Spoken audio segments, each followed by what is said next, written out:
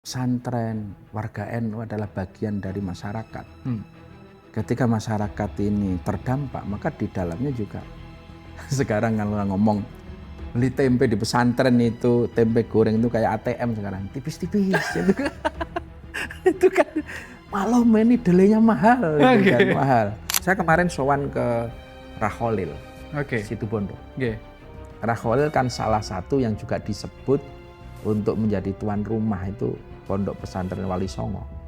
Beliau menyampaikan, saya siap, tapi dengan 2 syarat.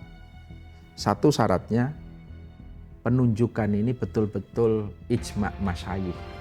Sepakat dan masyayikh mau hadir. Karena itu yang kita harapkan, berkah para masyayikh. Yang kedua, tidak ada proposal. Jenengan itu disebut-sebut sebagai salah satu dari banyak orang yang akan memimpin NU. Iya.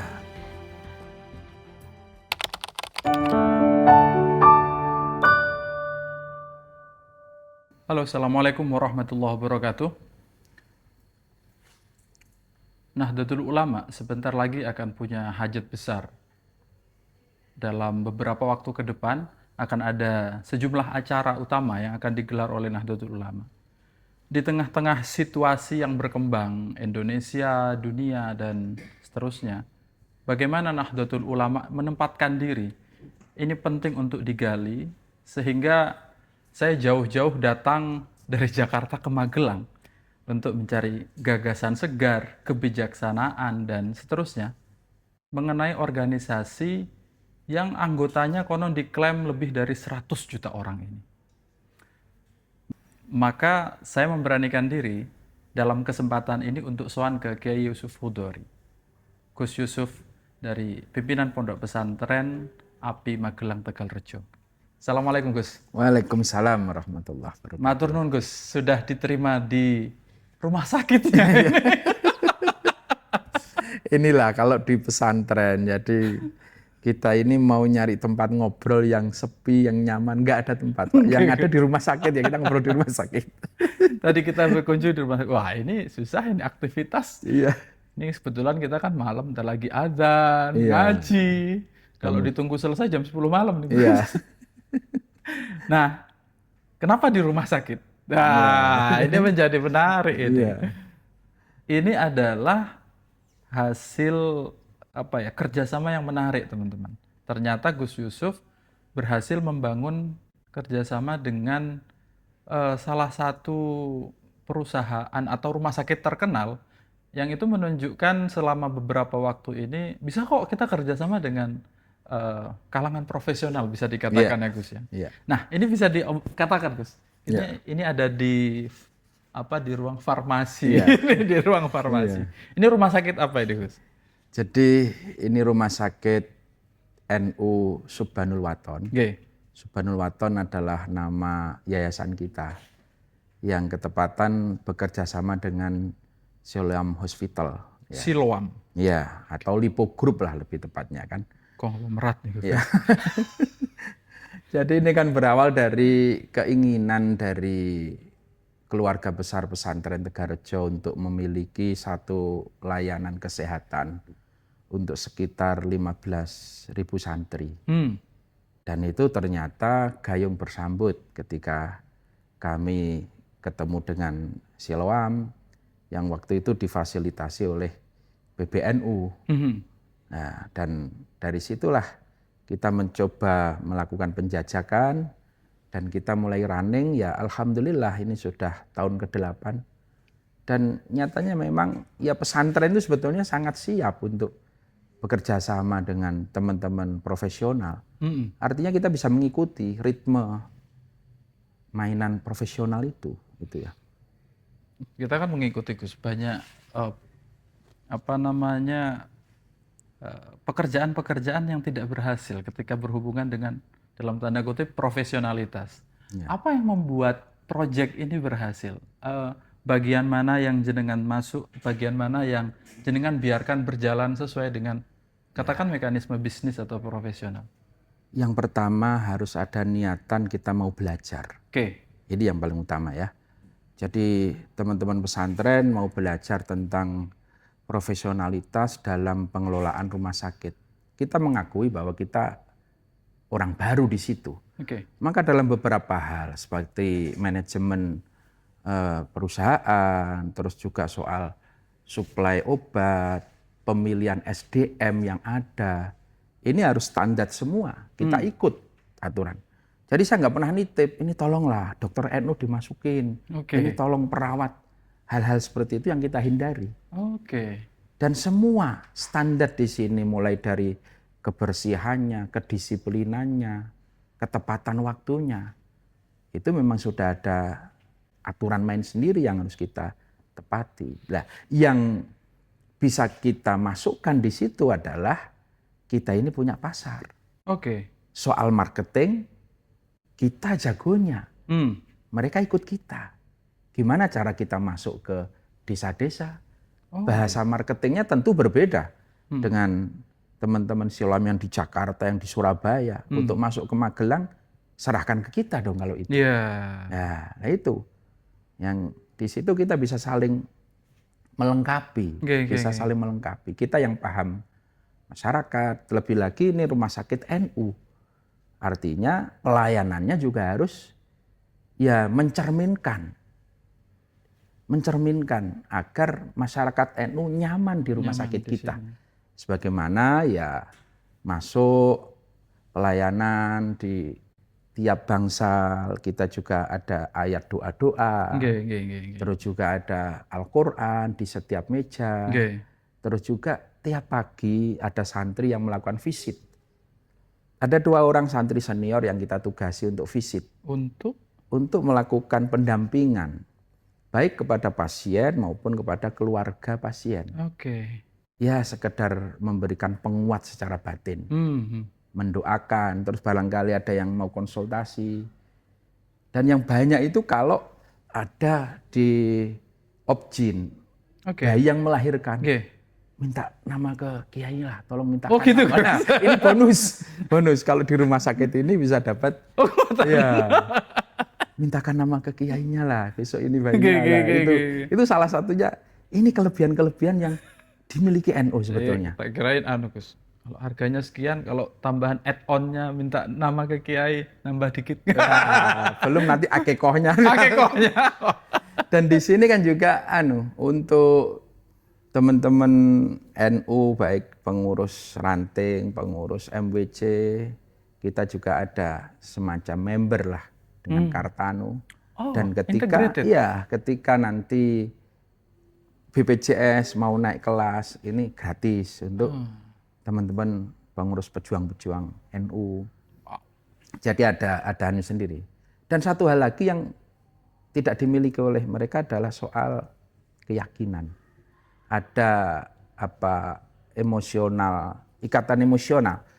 Jadi orang-orang masuk ke rumah sakit ini bisa mendapatkan satu pelayanan yang memang berkualitas. Udah tahu kan standarnya. Yang kedua, bisa tambah dapat doa gitu loh. Karena di belakang rumah sakit ini ada 10.000 santri. Ada 10.000 santri yang ikut mendoakan. Agar yang berobat di sini bisa segera mendapatkan kesehatan. Nah, ini yang sebetulnya nilai lebihnya. Betul. Nilai lebihnya. Maka menjadi pasar yang sangat loyal gitu. Karena teman-teman tadi begitu masuk, memang karena ini kerjasama dengan Siloam standarnya kelihatan. Bersih, rapi gitu. Kayak nggak masuk ke rumah sakit NU lah ya. Makanya saya agak rendahkan nadanya Gus. Karena di mana-mana biasanya gitu. Ngapunten. Tapi ini percontohan bagus, artinya bisa kerjasama. Dan sudah jalan selama 8 tahun, memang salah satu kuncinya disebutin adalah kita nggak terlalu intervensi kepentingan NU dan sampai mengalahkan mekanisme SOP profesionalnya. Termasuk untuk nyari orangnya, penjalanan standarnya dan seterusnya. Ini menarik Gus, karena mengingat ini saya masuk ke tema sedikit-sedikit kenapa berkunjung ke sini. Karena salah satu dari 3 tantangan masyarakat NU yang saya perhatikan ini adalah pertama kesehatan memang. Yang kedua itu adalah pendidikan. Pendidikannya warga NU itu dalam sebuah survei disebut dia SD sampai SMP. Di saat yang bersamaan orang-orang yang terafiliasi dengan Muhammadiyah itu SMA sampai kuliah. Ya. Dan kesejahteraannya juga begitu. Kesejahteraannya 1 sampai 2 juta rata-rata spending per bulannya. Di organisasi lain termasuk Muhammadiyah lebih tinggi. Bahkan kalau yang non-muslim itu lebih tinggi lagi. Nah, ada 3 tantangan ini, Gus. Jadi satu memang udah relevan sekali ketika kita memberikan fasilitas kesehatan. Tapi saya ingin bertanya, bagaimana Gus melihat tantangan 3 di saat yang bersamaan untuk NU ini yang sebesar ini? Memang disrupsi ini kan tidak bisa kita hindari ya. Perubahan zaman ini termasuk juga pesantren harus siap di situ. Artinya standar pendidikan masyarakat ini meningkat. Otomatis NU juga bagian dari masyarakat itu. Bahkan kita bisa dikatakan mayoritas. Kalau Anda ngurus pendidikan NU dengan benar, ini sudah 50% urusan bangsa ini juga sebenarnya bisa kita selesaikan gitu loh. Orang NU pinter-pinter, bangsa ini juga ikut pinter. Itu bahasa sederhananya kan seperti itu. Maka ini harus berjalan beriringan. Ketika pendidikannya baik, fasilitas kesehatan baik, maka otomatis ekonomi kesejahteraannya juga akan ikut meningkat gitu loh. Akan ikut meningkat. Tapi NU ini kan punya satu keunikan bahwa kita ini berangkat dan lahir dari tradisi. Maksudnya, Gus? Maksudnya sebagaimana pesantren ini kan punya keunikan, punya kekhasan yang tidak boleh hilang. Meskipun terus ada pergeseran zaman. Tapi bukan berarti kita merawat tradisi terus kita juga meninggalkan inovasi. Maka pesantren-pesantren hari ini saya rasa sudah banyak yang berkembang. Artinya penyesuaian tadi. Baik yang masih bertahan dengan sistem salafnya ataupun yang sudah mengikuti dikombinasikan dengan sistem formal. Baik dari SD, SMP, SMA sampai ke sekolah tinggi atau perguruan tinggi. Saya rasa banyak pesantren-pesantren kita yang memang sudah pada role seperti itu gitu. Nah, di satu sisi memang sebetulnya ketika santri semakin banyak, di situ pasti akan ada perputaran ekonomi. Tinggal bagaimana pesantren itu bisa memanage perputaran ekonominya itu agar ya kembali kepada kemaslahatan pesantren itu sendiri dan yang terlibat di dalamnya. Ya mohon maaf, bukan hanya orang sering menganggap itu wah itu dieksploitasi oleh pengasuhnya atau kiainya. Saya rasa itu enggak benar anggapan seperti itu. Karena rata-rata pesantren itu berangkat dari kemandirian. Berangkat dari kemandirian. Memang banyak pesantren yang berangkat dari kekuatan pesantren itu sendiri dan masyarakat dan para wali santri. Nah, kita memang mengakui, alhamdulillah, negara dalam hal ini juga sudah mulai hadir di pesantren, meski belum sepenuhnya. Belum sepenuhnya itu loh. Kehadiran negara di pesantren ini sebetulnya sebuah kewajaran lah. Karena pesantren ini lembaga pendidikan yang tertua loh. Betul. Nah, saya baru mau masuk ke situ sebenarnya, Gus. Jadi kita punya pesantren ini kan konon di datanya Kemenak. Itu ada sekitar 30-an ribu. Sampai 40 ribu katanya. Lebih dari itu. Pesantren se-Indonesia. Dan itu kan pesantren ini memberikan layanan pendidikan kepada masyarakat.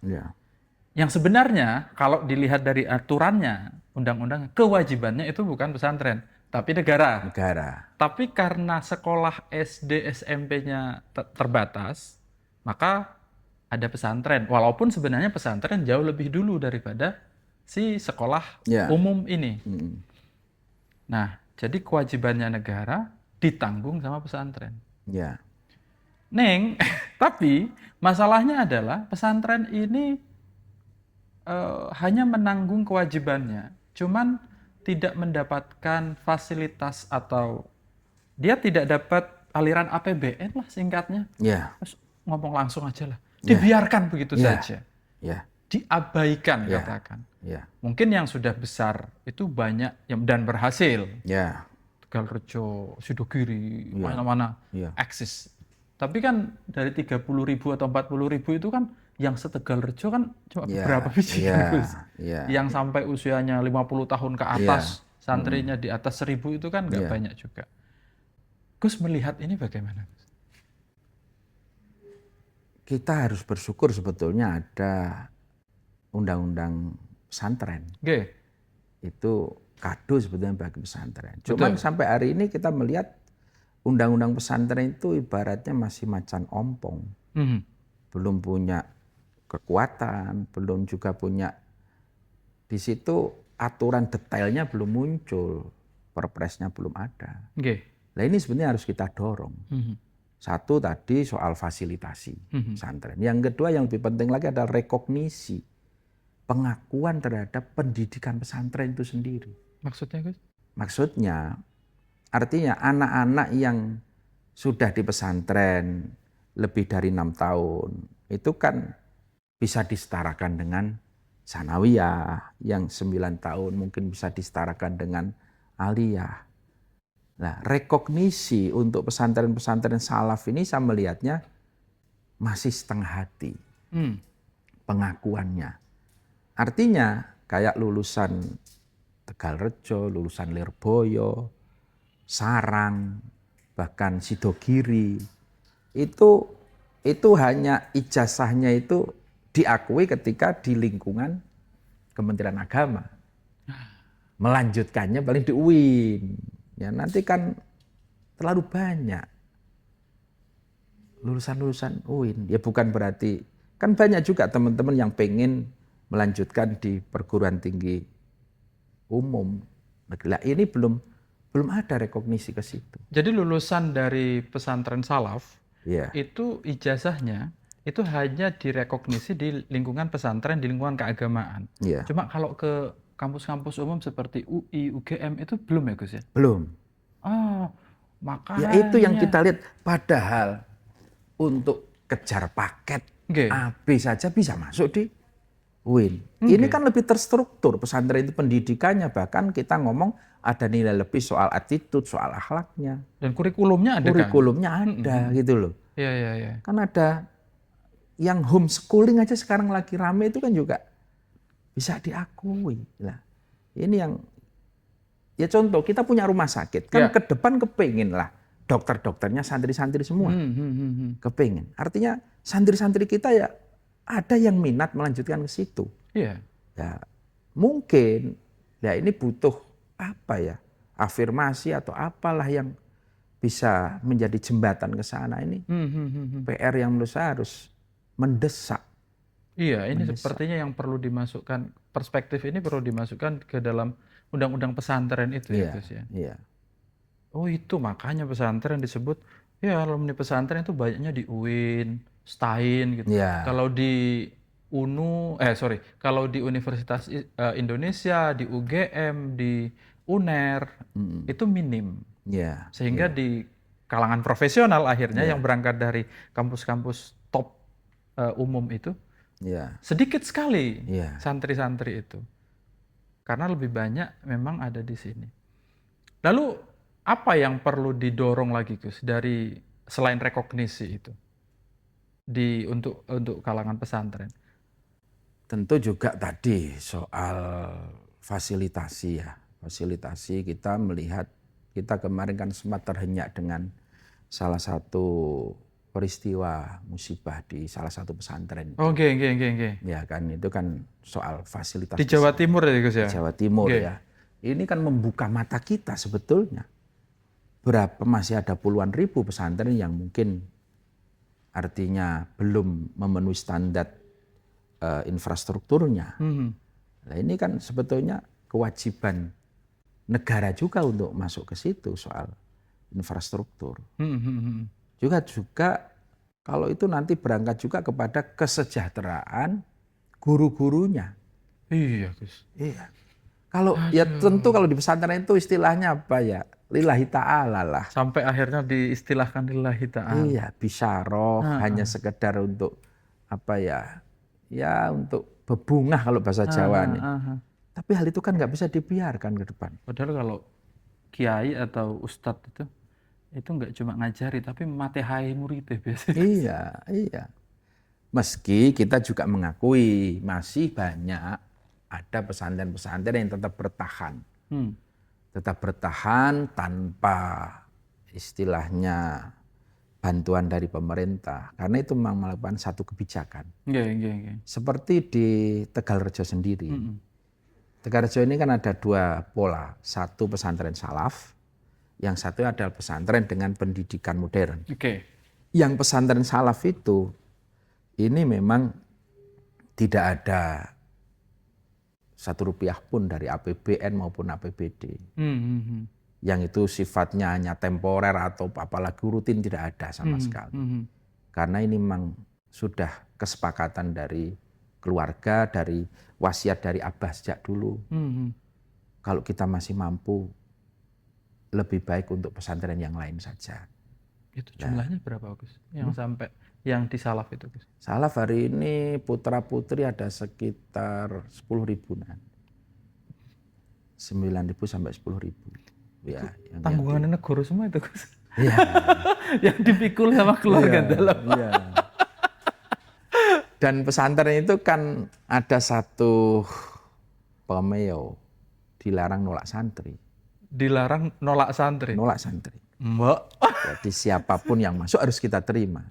Ya, maka ada sistem subsidi silang di sini. Gak. Subsidi silang. Jadi santri yang tidak mampu tetap kita terima, tapi yang mampu tetap bayar. Gak. Nah, kalau bantuan-bantuan itu semua masuk ke pesantren yang dengan pendidikan modern. Kayak kita dapat bantuan untuk gedung, Iya. untuk asrama, untuk MCK, untuk apa? Semua larinya ke pesantren yang dengan sekolah. Dan prinsip seperti ini juga masih banyak, saya rasa pesantren yang punya prinsip seperti itu. Banyak. Nah, kalau Tegalrejo sebenarnya yang dibutuhkan rekognisi tadi. Kalau soal fasilitasi kita, alhamdulillah, meski masih jauh dikatakan sempurna, tapi alhamdulillah sudah bisa berjalan dan cukup. Ya, artinya kan, ya itu tadi, kewajiban negara untuk memberikan pendidikan itu ditanggung oleh pesantren. Ya. Yang sebenarnya semua kita itu iuran melalui pajak masuk ke negara. Iya. Neng kok yang ini di pesantren ini yang memberikan fasilitas juga tidak diafirmasi sebagaimana negara memberikan fasilitas kepada sekolah-sekolah yang dianggap lebih formal, kan gitu bahasanya. Dan ini kan konon ada catatan bahwa banyak orang di Jawa Tengah dianggap tidak sekolah, padahal dia sebenarnya tidak tercatat sebagai orang yang bersekolah, padahal sebenarnya dia ada di pesantren. Nah, itu yang juga menyakitkan hati kita gitu. Jadi di Jawa Tengah itu ada istilah anak tidak sekolah, itu hampir 500.000.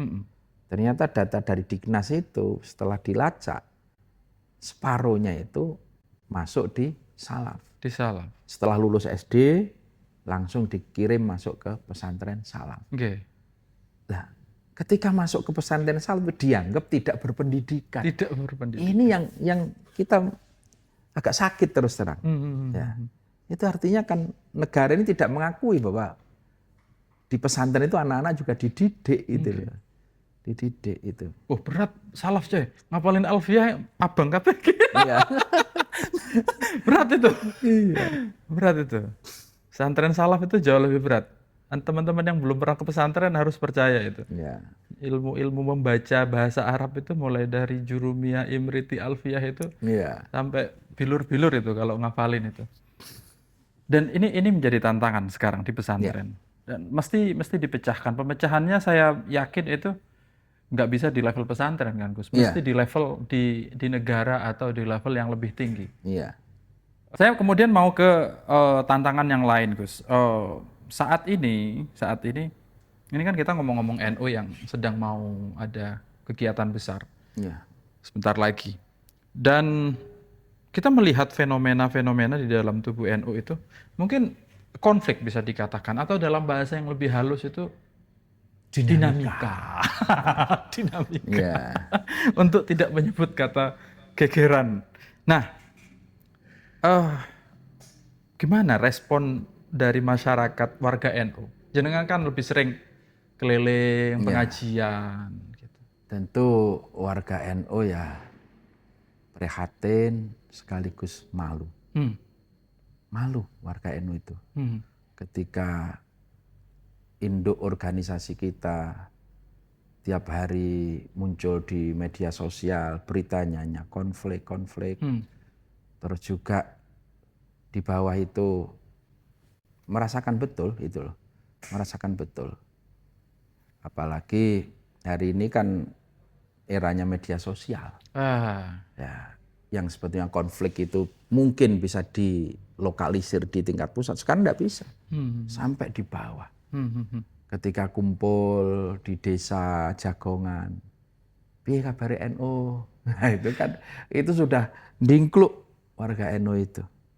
Itu sudah ndingkluk. Lah ini menurut saya yang keprihatinan yang mendalam dari akar rumput yang tidak bisa berbuat apa-apa.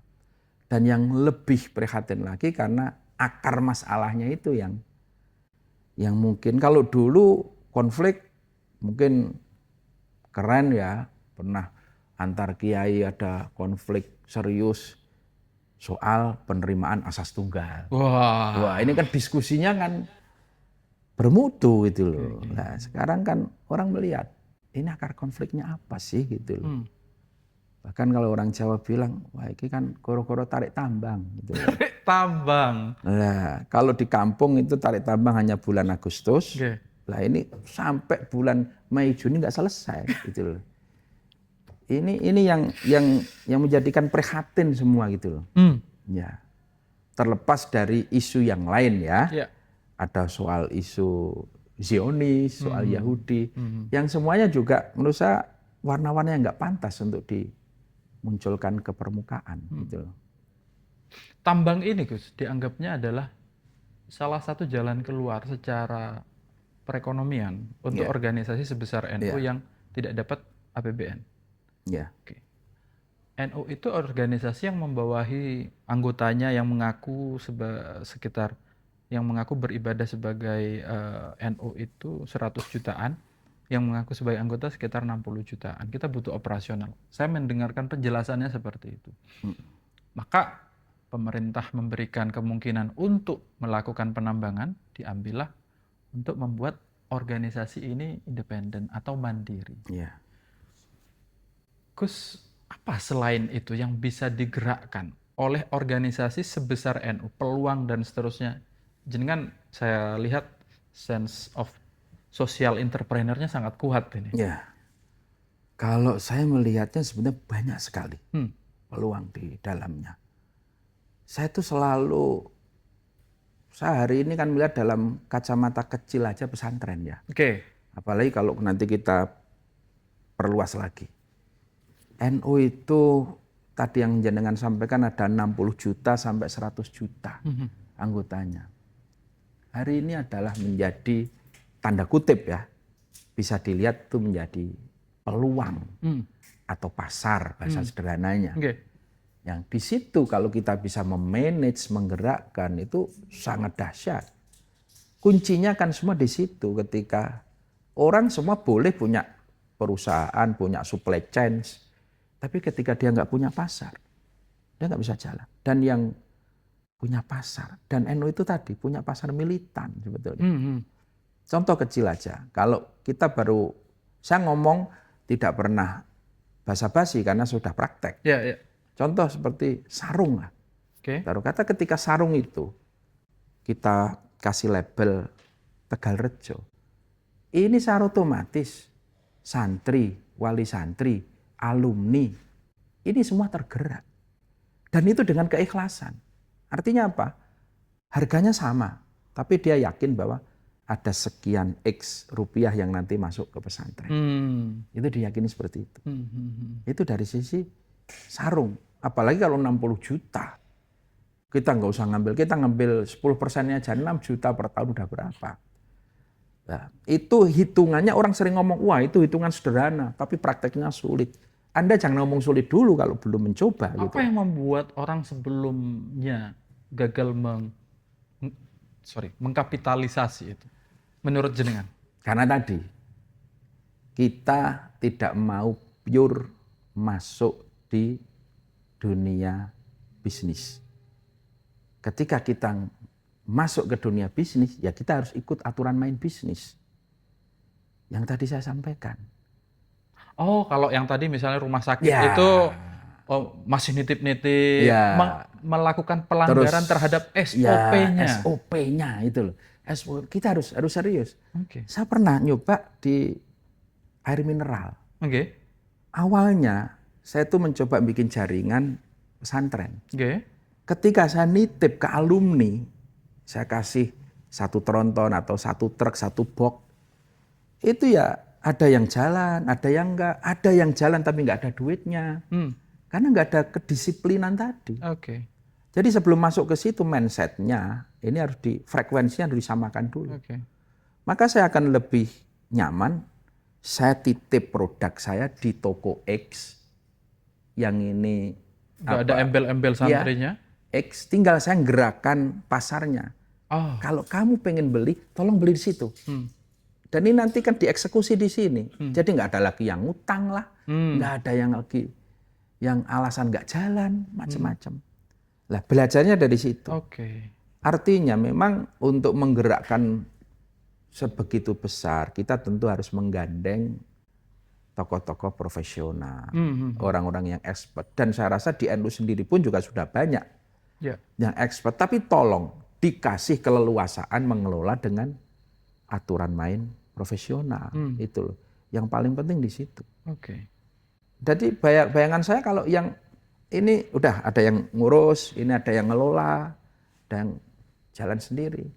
Seperti kita ngelola radio. Ya radio itu ya kita ini jangan memaksakan mentang-mentang radio pesantren terus isinya ceramah terus. Ya nggak bakalan ada iklannya dong. Mentang-mentang radio pesantren isinya murotal terus. Nah, ini kadang-kadang di situ kita itu melihat dunia bisnis tapi melihatnya masih dengan dunia keagamaan. Yang itu kadang-kadang ada. Dianggap bertentangan. Ya. Padahal radio, kalau umpamanya radio itu, kalau dia nggak ada iklannya, dakwahnya ya mati minggu depan. Karena nggak bisa bayar orang. Nggak bisa bayar listrik, nggak bisa bayar listrik. Maka saya bilang dosisnya harus jelas. Oke. Jadi pesantren sebenarnya bisa, dan NU saya yakin juga bisa ketika ada memang tadi ya ada keseriusan dalam menggarap jaringan itu. Belum lagi kita punya UMKM banyak di setiap daerah. Bagaimana kita bisa membuat inkubasi bisnis di setiap daerah-daerah itu loh. Ini yang butuh digerakkan. Nah, tugas dari PCNU, PBNU ini adalah menjembatani pelaku UMKM itu mungkin dengan permodalan, mungkin dengan akses pelatihan ke pemerintah daerah. Ini tugasnya. Harus ada yang menjembatani. Biasanya kan gini Gus, habis bikin pelatihan, udah rampung, nggak disiapin off takernya. Jadi pelatihan, produknya jadi ini sing tuku sing ndi. Gitu, ini kan persoalan pertanian, persoalan itu kan di off taker. Off taker. Kita banyak dan sebetulnya ada off taker yang besar yang pengen. Karena apapun kita ini yang punya sumber daya kita. Rata-rata warga NU itu di pedesaan. Di pedesaan dan petani. Tinggal bagaimana kita welcome lah. Kalau saya bilang begini Gus, apakah jenengan bias dengan pesantren besar karena Tegalrejo? Maksudnya ketika konsep yang berhasil di Tegalrejo ingin dieskalasi jauh lebih besar. Ini kan kita sudah kalau bicara NU, ini kan sudah bicara 40.000 pesantren ya. Yang katakan Tegalrejo 1 sampai 10 misalnya di level 9 top paling atas atau enggak 10. Tapi yang di bawah-bawahnya ini kapasitasnya, kapabilitasnya, akses.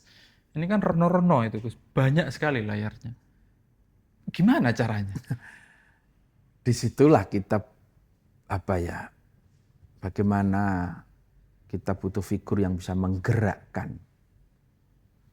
Jadi Menginspirasi yang lain. menginspirasi dan juga program-program NU ini tidak cukup berhenti di pengurus, tetapi juga harus sampai menyentuh ke grassroots, ke umat itu loh.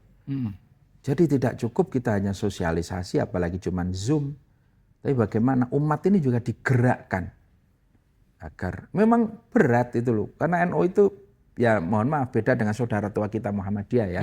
Muhammadiyah lebih ramping. Anggotanya lebih sedikit. Jadi ibaratnya mobil ini kan pasti akan lebih lincah. Untuk siksak, untuk jalan cepat, direm mendadak juga bisa. Kalau NU nggak bisa. Kereta api kan. Oh iya, ini gerbongnya banyak. Gerbongnya banyak. Maka kita butuh tokoh-tokoh di setiap gerbong-gerbong ini. Bagaimana ada figur di tiap kabupaten yang menginspirasi, di tiap provinsi, terus kita tumbuhkan. Kita tumbuhkan figur-figur seperti itu agar bisa pergerakannya ini bisa masif gitu loh, bisa masif. Dan tadi sebetulnya soal kedisiplinan. Yang penting ya. Kalau kita ngomong soal kerjasama dengan pihak, ya ngomong kita masuk ke dunia industri, dunia usaha, itu di situ. Betul. Jangan di awal kita sudah reseh, jangan di awal kita sudah ngomong ini jatah saya mana, ini jatah saya mana. Belum udah ngomong kayak gitu ya udah. Nggak recommended lah kerjasama dengan itu kan pasti akan itu. Dan sekali kita itu nggak direkomendasikan, di blacklist, udahlah kita mau jalan kemanapun kita udah tertutup. Karena kecil sebenarnya dunia industri itu. Kita ketemu pengusaha di Magelang, ini resonansinya sampai ke Jakarta. Ketemu di Jakarta, resonansinya sampai di Kalimantan. Ketika branding kita bagus, udahlah. Di Magelang bagus, udahlah nanti sampai Jakarta, sampai Kalimantan, sampai manapun akan terdengar bagus. Ayolah kerjasama dengan NU itu enak kok, jak kerjasama. Gitu, kan. Tapi sekali kita kadang kurang komit tadi ya, agak berat memang. Ya ini butuh sekali lagi keseriusan bersama. Keseriusan bersama, tidak hanya PB, tapi PW sampai ke ranting. Ya. Ideal katanya memang begitu, Gus. Iya. Neng, wah. Tapi harus dicoba lah. Harus dicoba. Menarik ini. Ya kalau tadi soal tambang, kita kan juga diskusi soal tambang. Kalau pandangan jenengan soal tambang itu gimana? Ya ini memang ya harus diputuskan di forum yang lebih besar. Mungkin di muktamar nanti atau apa. Setelah dari sisi aspek mungkin lingkungan, alamnya, terus juga legalitasnya udah oke semua. Nah, maka pengelolaan itu ya menurut saya paling enak ya diserahkan pada ahlinya kan, profesional. Jadi pengurus PBNU tidak terlibat secara pribadi maupun kelembagaan. Karena itu melibatkan angka yang sangat besar ya, Gus. Angka yang sangat besar dan pengelolaannya itu sangat rigid dan jelimet gitu loh. Yang terpenting sekarang kan ada transparansi, keterbukaan, dan kita serahkan pada ahlinya atau real time kan kita bisa melihat tiap hari. Ibaratnya pemasukan berapa, pengeluaran berapa. Tinggal nanti tiap bulan, dan karena ini milik NU, maka juga harus terbuka. Contoh namanya, ini ibaratnya 100% jatahnya NU. Ya kita terbukalah. PBNU berapa? Karena PBNU itu pusat ya mungkin 30% jatahnya PB. PW di tengah-tengah itu 20%. Yang terbanyak tentu PC. PC mendapatkan jatah 50%. Yang itu kita bagi, kita alokasikan sesuai dengan program kinerja. Bukan terus dibagi tiap bulan ditransfer ini. Jadi kayak endowment fund misalnya ada program masuk, bisa bisa jalan. Jadi basisnya pembagiannya adalah program. Ini PC sana mau bikin rumah sakit taruh kata. Ya oke, kita tinggal Tinggal cek. dilihat Ya, due diligence dulu, oh masuk secara bisnis Yes. bisa gitu. tinggal diambilkan itu jatahnya PC masuk ke sana dulu berapa persen. Yang sana pengen bikin perguruan tinggi, ya tinggal kita survei kelayakannya. Anu Gus, kalau perguruan tinggi udah banyak Gus. Ya, Lapangan kerja yang kurang Gus. loh, Sewu. iya. Cuman kan perguruan tinggi kita juga masih butuh Oke, kalau di-upgrade. di-upgrade oke. Iya, butuh Kalau jumlah Gus Indonesia jumlah itu udah banyak. paling banyak Amerika, Cina kalah Gus. Kalah ya. Kalah Gus. Paling banyak. Jadi kadang-kadang saya mikir, iki konco-konco kuliah S2 goro-goro di kerja ojo-ojo iki. Ya. Ada juga PC yang mungkin ngajukan proposal kita pengen bikin pabrik sepatu. Nah, top nih. Atau PC yang pengen bikin pabrik peci. Nah, nih Tinggal jos. kita diskusikan kelayakan programnya itu. Possible apa enggak? Terus pasarnya seperti apa kan? Betul, betul. Nah, dari situ nanti bisa. Wah, itu yang memang tadi endowment fee itu menarik kalau bisa. Endowment fund ya. Oke. Itu kan menarik. Di negara-negara yang sudah besar itu kan punya dia itu bisa diakses dan ya itu dan bisa dipakai. Ya bahasa sederhananya kan dana abadi. Oke, dana abadi. Punya dana abadi. Betul, Gus. Ya. Oke, Gus.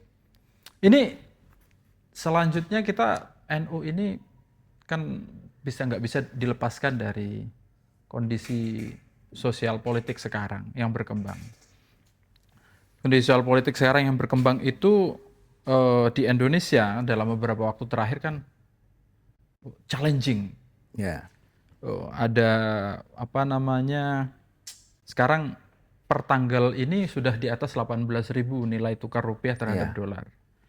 Lalu kemudian IHSG itu menurun. Ya. IHSG menurun itu sebenarnya dampaknya kan kalau misalnya harga sahamnya itu yang terdampak adalah yang berhubungan dengan pertanian kan lapangan kerja di sektor pertanian kan kurang kan gitu. Jadi dampaknya kan juga langsung juga. Rupiah juga berdampak langsung. Gimana kan kedelai yang dibikin buat tempe itu kan kita nggak produksi sendiri. Dan seterusnya. Ada relevansi nggak sih Gus kalau kondisi perekonomian Indonesia itu terhadap pesantren atau misalnya bagaimana jenengan melihat kondisi sekarang ini? Ya jelas lah. Pesantren, warga NU adalah bagian dari masyarakat. Ketika masyarakat ini terdampak, maka di dalamnya juga. Sekarang kalau ngomong beli tempe di pesantren itu, tempe goreng itu kayak ATM sekarang, tipis-tipis. Itu kan malah ini delenya mahal, kan mahal. Dan juga wali santri itu banyak yang menengah ke bawah.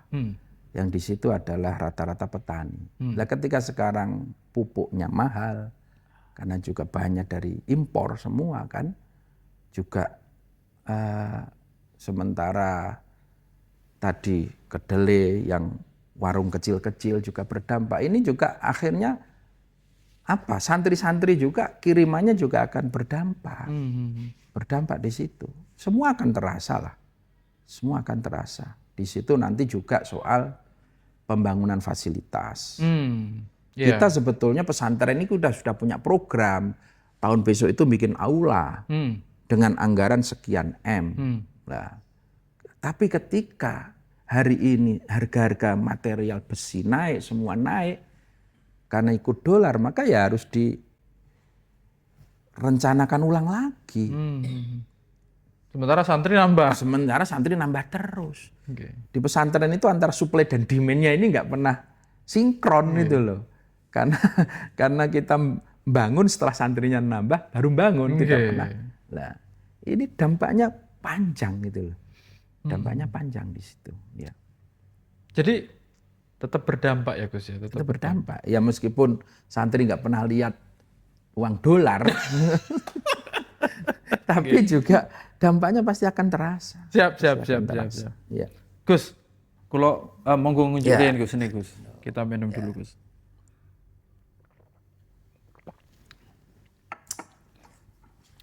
Gus, saya mau masuk ke salah satu tema yang ramai hari ini, urusan seratnya fiskal. Fiskal di Indonesia, uangnya negara itu makin tipis.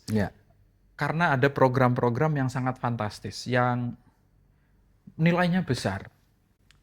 makan bergizi gratis Ya. dalam hal ini.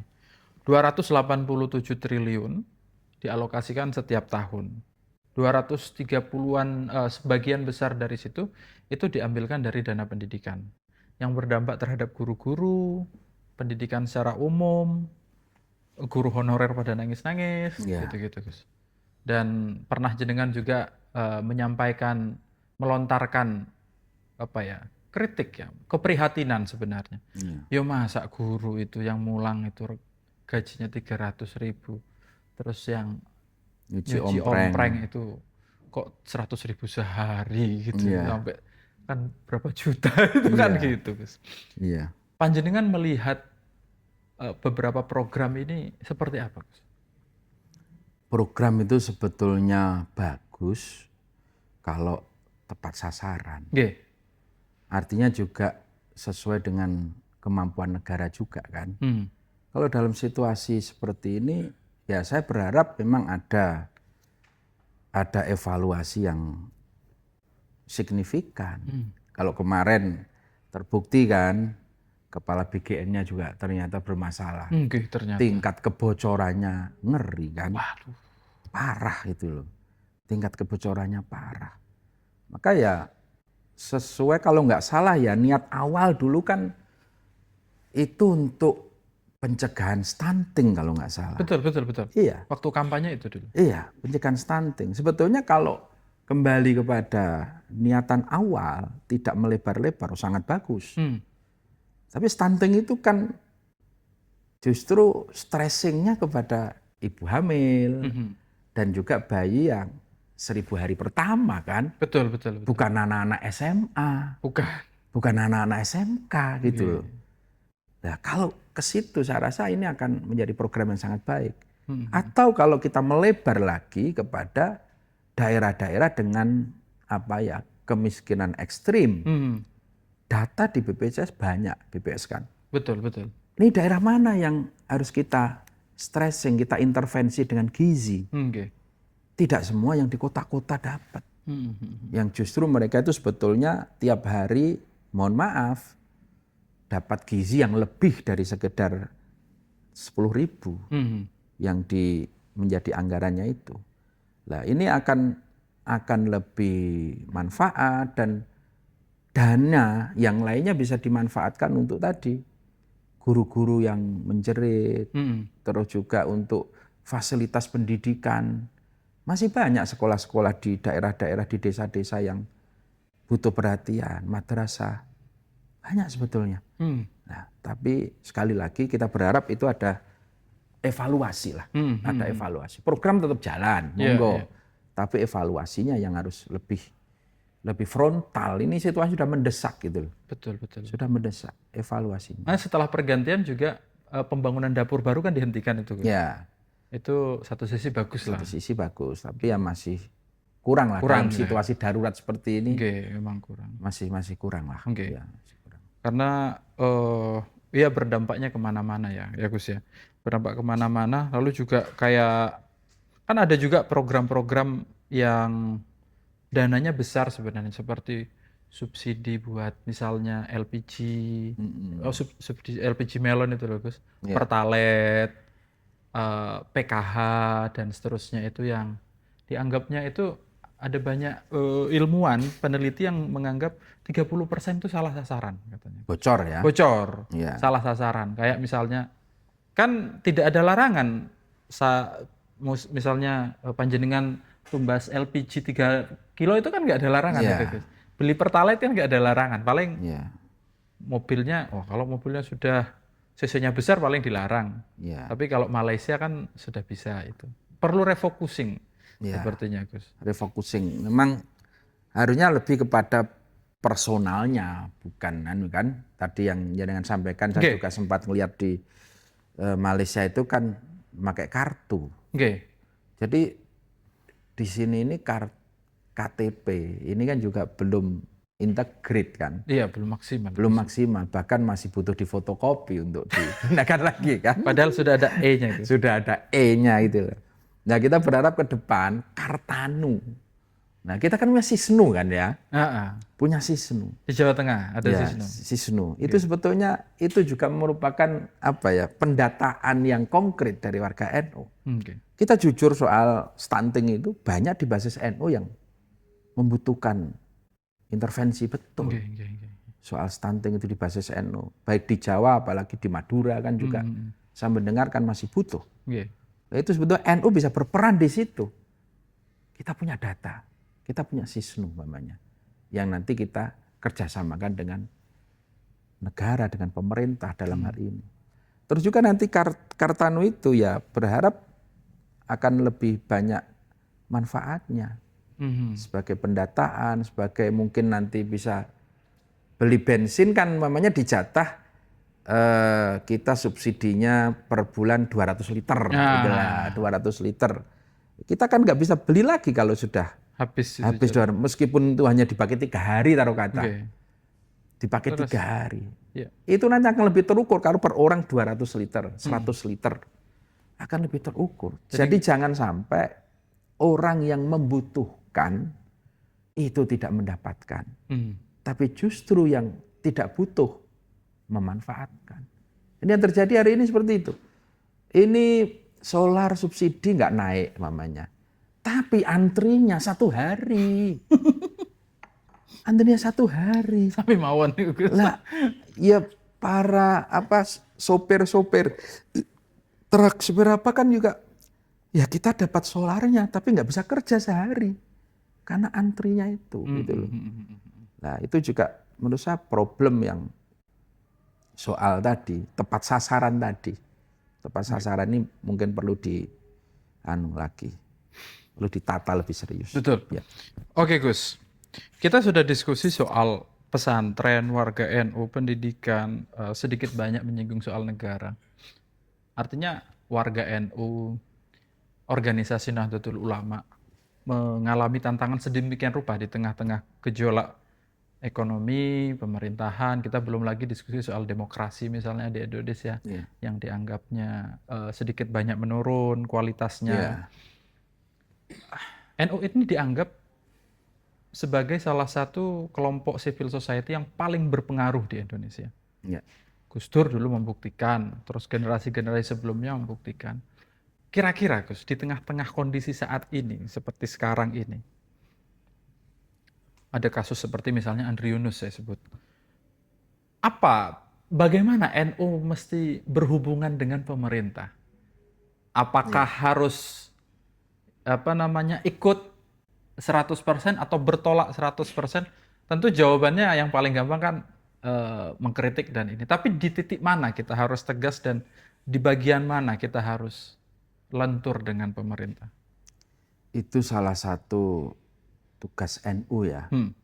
NU sebagai civil society dan bahkan lebih dari itu kalau menurut saya. Karena NU itu ikut melahirkan NKRI. Artinya kita ikut bertanggung jawab mengawal perjalanan negara ini. Maka di situ posisi NU sebetulnya ya seperti jembatan yang itu menjadi penghubung kekuatan masyarakat untuk bisa sampai pada pengelola negara gitu loh.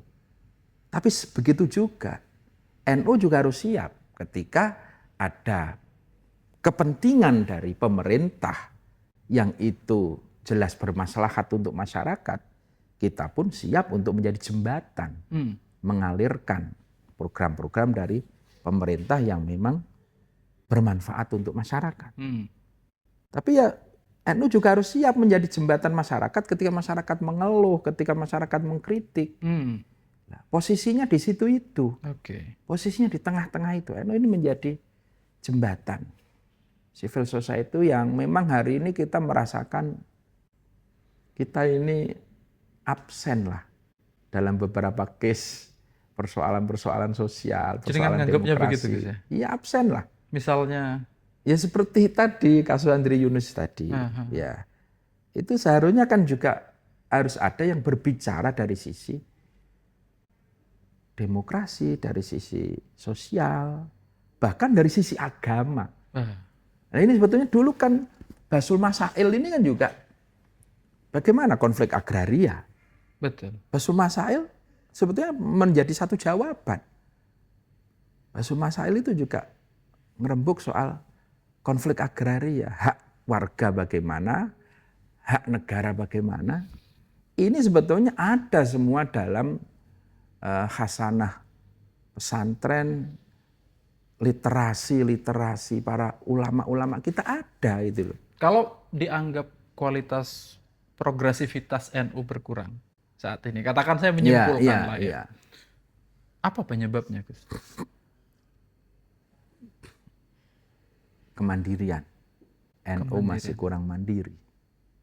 Saya menduganya itu juga. Iya, NU masih kurang mandiri. Jadi kalau bahasa sederhananya ibarat kendaraan, ini bensinnya masih terus ngutang. Nah, otomatis kita kan nggak dapat utangan lagi. Lah, maka kita harus berbaik-baik kepada yang ngutangin. Oke. Tapi kan beda nanti kalau kendaraan ini kita sudah settle tadi, kita kemandirian di bidang ekonomi, kemandirian di bidang pendidikan. Juga. Bicara kemandirian NU yang paling banyak dibicarakan itu satu, misalnya adalah ada koin NU. Ya. Dulu itu ada semangat iuran. Saya membaca beberapa literatur. Dulu kalau mau muktamar ada yang bawa apa namanya itu, kelapa lah, ada yang sapi, ada yang apa gitu disumbangkan. Apa ya? Pertama, bagaimana kira-kira gambaran Renstra kalau misalnya untuk membuat NU sejahtera lagi? Karena katakan satu kegiatan besar saja itu sampai butuhnya miliaran. Munaskon muktamar misalnya gitu. Sementara kita mau dari mana sih duitnya gitu? Sebetulnya masih sangat-sangat mungkin untuk digerakkan tadi. Rasa memiliki di NU itu masih tinggi dan keinginan untuk mendapatkan berkah dari jamiah ini juga masih tinggi. Artinya apa? Kita melihat contoh di Jawa Tengah aja ya, koin NU. Ini di beberapa daerah per bulannya bisa 1 miliar lebih. Magelang konon salah satu yang paling berhasil ya. Magelang rata-rata 1 miliar lah. Kadang apa-apa sih 950, kadang 1 miliar 200. Magelang, terus di Cilacap, di Sragen. Ini masih sangat potensial. Itu gambaran aja lah. Ketika satu daerah aja tiap bulan untuk menyisihkan 1.000 di kotak itu masih bisa. Saya rasa digerakkan, mamanya kita bikin semacam i'anah atau bahasa sahriyah, iuran bulanan.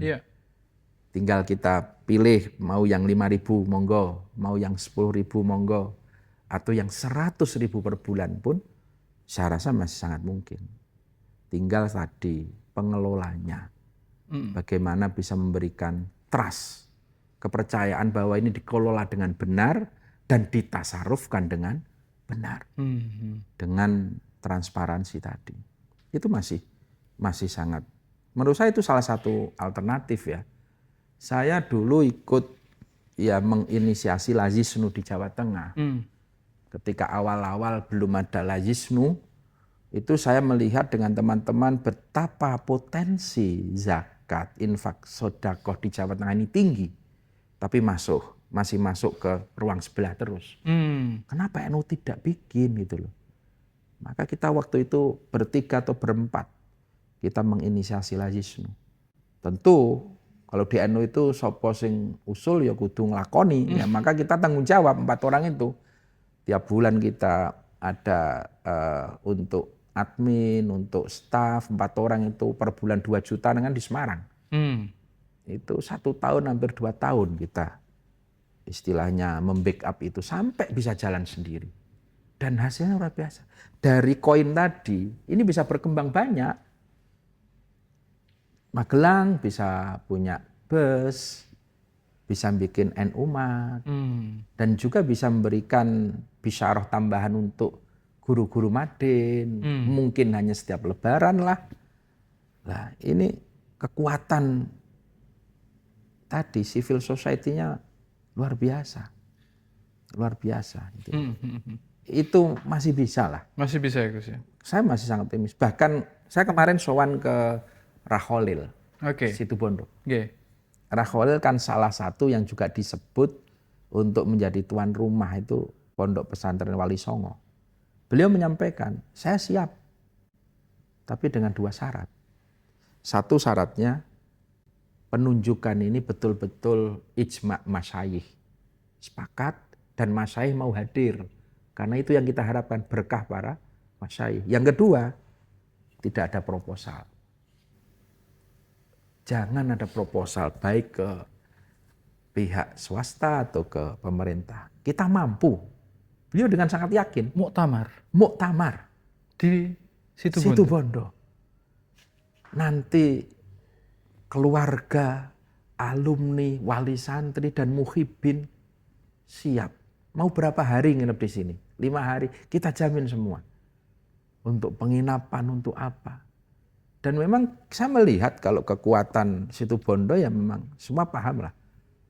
Sampai di Madura, sampai di Kalimantan, sampai di bahkan di luar negeri pun ketika kiai itu memanggil, maka semua akan datang. Maka semua akan datang. Itu salah satu gambaran Situbondo. Dan pesantren lain saya rasa juga bisa meski tidak sekuat Situbondo. Artinya kalau setiap PC mamanya datang dengan biaya sendiri, dengan masih mampu. Masih mampu. Masih mampu. Iya, saya teringat pertanyaannya Mbah Ubaidillah Sodako. Emangnya muktamar sing larang ki opo nih asli nih? Kalau tuan rumah nyediain tempat, ya wes iuran, nggo tuku mangan. Iya. Sing larang ki opo nih? Ya iya, pertanyaannya kan itu kan. Suarane Mbak. Udah nyeletuk begitu Gus. Mbak katanya, ya nek ngoten nggih. Niku kan mboten syaratnya muktamar. Terus Dan itu yang sebetulnya dirindukan. Dulu itu setiap muktamar itu kan tidak hanya pengurus PC-nya, tapi warganya juga pengen datang. Kenapa? Di forum muktamar itu akan berkumpul kiai-kiai sepuh se-Indonesia. Ini kan momentum yang mahal bagi warga NU. Untuk bisa ketemu, hanya mengamini doanya, atau syukur bisa salaman. Bisa salaman. Kulaan salaman nang kiai ya. Nah, sekarang tambah lagi bisa selfie. Wah, bisa selfie. Itu kan. Jenengan dulu mengikuti muktamar pertama di mana? Saya ikut muktamar pertama itu di Makassar. Makassar. Ya, saya ikut di Makassar, terus ya baru di Jombang, terus kemarin di Lampung, di Solo waktu itu juga sudah mengikuti pas yang di Solo. Di Solo. Saya ingat betul ketika Gus Yus kecelakaan waktu itu. Dari Jember itu kan pas muktamar di Solo ya. Di Solo. Cuman waktu itu hanya sebagai penggembira, tapi kalau saya melihat langsung itu ya memori pertama itu kan yang paling seru soal muktamar. Ikut rame-rame di luar gitu. Itu kan. kalau ada siapa itu? Oh, Balim. Nah, Aduh, itu Gus Dur. Tuh pada sungkem ke Gus Dur. Ya, itu kan kita nunggu itu loh. Memori yang luar biasa. Yang diharapkan. Nah itu sebetulnya yang muktamar yang membahagiakan lah kira-kira yang diharapkan ke depan itu. Kalau Gus Muafik kemarin saya wawancara bilang, ya muktamar ini memang pestanya warga. Gitu. Iya. Tempatnya yang luas, wong dodolan, teko nggawa anake mengenalkan iki lho nak NU. Iya. Wah, gitu katanya. Kilo Kiai Nawak dhewe. Katanya itu kan gitu. seperti itu kan. Terakhir Gus ini Gus. Iya. Jenengan itu disebut-sebut sebagai salah satu dari banyak orang yang akan memimpin NU. Yang dibicarakan oleh orang luas itu. Leres tak Gus? Iya. Ketika memang ya kembali lagi soal dinamika tadi. Kembali lagi soal dinamika tadi. Nah dari situlah saya mendapatkan dawuh dari para kiai dan dimunculkan oleh teman-teman PCNU di Jawa Tengah. Karena berharap ya muktamar besok ini muncul yang fresh lah, Hmm. yang segar, yang bebas konflik kira-kira kan Oke. seperti itu. Jadi muktamarnya ini betul-betul muktamar yang solutif. Nah, itu yang menjadikan saya juga bismillah niat khidmah untuk ke depan di PBNU. Ya satu karena ya dawuh para kiai, dawuh itu sebetulnya ya cukup lillahi ta'ala. Tapi ketika yang mendukung teman-teman PC, ini akan menjadi sangat konkret. Oke. Karena teman-teman PC tidak hanya sekedar mendukung, tapi juga memberikan masukan. Apa yang paling banyak diharapkan, Gus? Atau diberikan masukan oleh teman-teman PC? Ya tentu ke depan tata kelola organisasinya Tata kelola organisasi. yang lebih fair dan lebih nyaman. Semua kan di NU itu khidmah kan. Oke. Jadi bagaimana khidmah ini bisa nyaman, bisa bahagia, tidak ya apa ya bahasanya itu. Ada ketidaknyamanan lah, kesini takut. Nah ini. Tapi kalau ke depan ini muncul figur baru kan semua bisa, yang diharapkan bisa menyatukan kembali gitu loh. Menyatukan kembali agar semua merasa nyaman. Jadi maka yang kita harapkan adalah ke depan itu NU yang kolaboratif. Semua potensi harus kita tarik. Semua expert di bidangnya kita tarik untuk ngurus NU bersama-sama. Bukan dominatif, tetapi kolaboratif. Itu yang diharapkan oleh kebanyakan pengurus-pengurus PC ke depan. Iya. Dan ini kan kalau kita bicara PC 500 lebih ya, Gus ya. Iya. Suara di Lampung waktu itu kayak 540 sekian. Iya. Banyak sekali, termasuk yang PCI Ya. yang luar negeri itu. Dan memang ada banyak sekali harapan. Dan teman-teman dari PCI juga tipikalnya sangat berbeda karena mereka kuliah di kampus-kampus Ya. ternama gitu. Ya. Mungkin punya aspirasi yang berbeda. Luar Jawa gitu, Gus, ada masukan khusus? Iya. Luar Jawa itu ya kepengen ada pendampingan lah. Agar tidak Jawa sentris. Artinya PC dan PW luar Jawa itu harus ada pendampingan khusus. Terutama dalam khidmat sosialnya. Pelayanan keumatannya. Seperti tadi soal pendidikan, soal kesehatannya. Dan tentu soal ekonomi. Ini harus ada pendampingan. Ini yang dibutuhkan. PCI sendiri pun, saya bulan yang lalu sempat diskusi dengan teman-teman di UK, PCI UK juga PCI. Waktu jenengan nonton Manchester United itu. Itu kan dapat bonusnya lah. Nah itu dengan PCI UK, dengan teman-teman PCI Belanda, Jerman, itu mereka juga sangat berharap ke depan PBNU ini bisa memfasilitasi teman-teman. Jadi banyak kader-kader NU di luar yang luar biasa. Tapi ketika mau balik ke Indonesia, ini mau apa? Masih bingung gitu loh. Ya mohon maaf, negara pun belum bisa menghargai. Betul.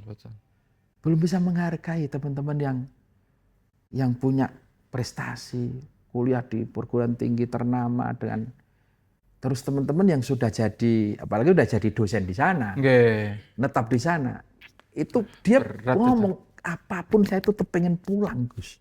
Tapi lah itu saya di sini anak-anak sudah dapat jaminan pendidikan lebih layak, jaminan kesehatannya lebih terjamin. Kalau saya pulang kira-kira ada yang menjembatani enggak? Kita enggak punya ordal. Kembali ke situ. Ini jeritan teman-teman kita yang di luar negeri. Tapi juga sepertinya kan Gus, kalau misalnya punya keleluasaan yang lebih di PBNU kan, yang kayak gini ini rumah sakit kan bisa di copy paste ya dengan segala tantangannya itu ya. Insya Allah bisa lah. Bisa karena ke depan saya rasa ini bukan persoalan NU dan tidak, ini persoalan kebutuhan masyarakat. Kebutuhan masyarakat. Gak bisa ditolak, harus lahir di tiap daerah rumah sakit yang berkualitas agar akses kesehatan masyarakat semakin dekat. Nah disitulah nanti ada kompetisi Ya menariknya karena ini sudah berhasil gitu. Ya, dan NU punya pasar. Oke. Kita megang itunya. Itu yang bikin kita kuat di situ. Tadi kan sudah dikolaborasikan dengan santri senior. Ya, Santri senior sudah visit. Tinggal kan ada asosiasi tukang pijit NU atau apa? ya, ya. Itu kan dengan doa. Iya, ya, iya, iya. Kita nggak menafikan teman-teman yang ahli doa tetap kita libatkan. Maka di Iya. sini kan setiap pagi juga ada yang visit, tidak hanya dokter yang visit, Mm-mm. tapi santri senior yang doa itu juga visit. Sing ahli Di luar juga tirakat-tirakat sama itu, gitu Gus. loh. Yang ahli puasa-puasa. Iya, tetap semua harus kita rangkul. Nggih, nggih, Kita nggih. rawat tradisi dan kita terus berinovasi kan. Merawat tradisi dan berinovasi. Iya. Menarik itu. Iya. Oke, kayaknya semuanya sudah kita bicarakan ini, Gus. Iya. Tinggal ke depannya ini kan akan berjalan sebentar lagi sepertinya kalau nggak salah kan tanggal 20 atau 21 Juni akan ada Munas Iya. Konbes Iya. dan selanjutnya akan diputuskan muktamar. Iya. Apa harapannya nanti, Gus? Ya, tadi harapannya muktamar itu menjadi muktamar yang bermartabat Oke. dan muktamar yang solutif. Artinya mengakhiri dinamika-dinamika ini. Jangan konflik ini menjadi satu kebiasaan itu loh. Dulu zaman Gus Dur juga konflik dengan Rois Am. Dulu dengan ini. Maka ke depan pengurus NU kalau 5 tahun kita kok belum konflik ya. Ini kalau belum konflik bukan NU namanya. Aduh, bahaya kalau konflik itu Iya, dianggap iya, betul, kebiasaan itu loh. Betul. Bahaya konflik itu dianggap kebiasaan itu loh. Oke. Dan mungkin saya tambahkan lagi satu hal yang harus kita seriusi ke depan adalah untuk kita memberikan porsi dan uang cukup untuk teman-teman Gen Z, milenial di NU. Ini kan belum dapat Oh iya, perhatian Gus. khusus. Betul, Gus. Masa depan itu, Gus. Iya, kalau kita nggak menemani teman-teman Gen Z, ya kita nanti akan menjadi fosil. Ditinggal oleh teman-teman itu. Leres.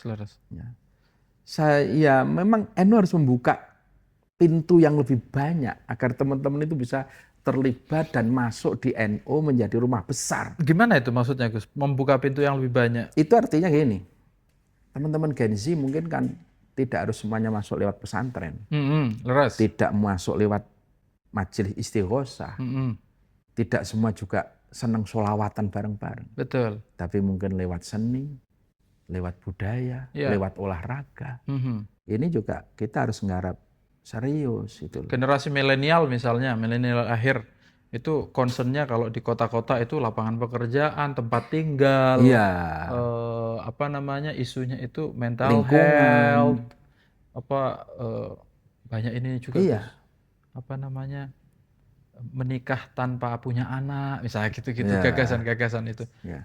Mungkin itu perlu juga dibicarakan ya, Gus ya. Perlu dibicarakan dan dikasih ruang Dikasih ruang. agar teman-teman itu juga merasa, oh ini rumah kita. Kita di situ dapat space, kita di situ dapat ruang. Nah itu yang menurut saya butuh perhatian khusus agar NU itu bahasanya luwih ngenomi lah ke depan itu agar bisa nampung. Banyaklah PR itu. Banyak depan. PR. Ya. Harus fresh dulu, Iya. yang fresh, Iya. baru kemudian dikelarin satu-satu itu. Iya. Siap. Gus, matur nuwun atas Ya. waktunya. Saya terima kasih pokoknya dah. Nggih, Ini dijembatani lah kita. di jabatannya. Ini orang kan juga pengen ngerti, Gus. Iya. Tahu ini apa gagasannya, kemana kita akan dibawa, Iya. kemana kita akan dibawa. Kan Kalau kebutuhan ke depan itu sebetulnya pimpinan NU itu butuh entrepreneur. Tapi tidak cukup hanya entrepreneur, tapi yang dari pesantren itu loh. Oke, setuju. Kalau kita kan udah jelas backgroundnya udah pesantren, Oke. tapi kita entrepreneurship. Oke. Nah ini yang enggak, atau entrepreneur berarti ketua umumnya Boy Thohir, enggak. Erick Thohir ya enggak, tapi yang social entrepreneurship-nya tadi, yang ada sentuhan socio entrepreneurship-nya tadi, yang dibutuhkan di situ. Oke Gus, kalau tutup Rin. Ya. Teman-teman, demikian obrolan bersama Gus Yusuf dan kita sudah sedikit banyak mendapatkan gambaran bagaimana kegelisahan dan gagasan Gus Yusuf. Dan ini relevan dengan apa yang kita alami saat ini soal tata kelola dalam organisasi, dinamika yang terjadi di dalam organisasi Nahdlatul Ulama, dan situasi yang berkembang termasuk kondisi sosial politik di Indonesia. Dan sedikit banyak beliau juga sudah berkomunikasi atau diskusi banyak dengan warga atau para pengurus PCNU yang lain dan menemukan titik kesamaan. Tinggal Anda melihat relevan tidak atau apa yang perlu ditambahin dengan gagasan-gagasan yang sudah disampaikan tadi. Kita ketemu di episode mendatang dengan konten yang berbeda. Assalamualaikum warahmatullahi wabarakatuh.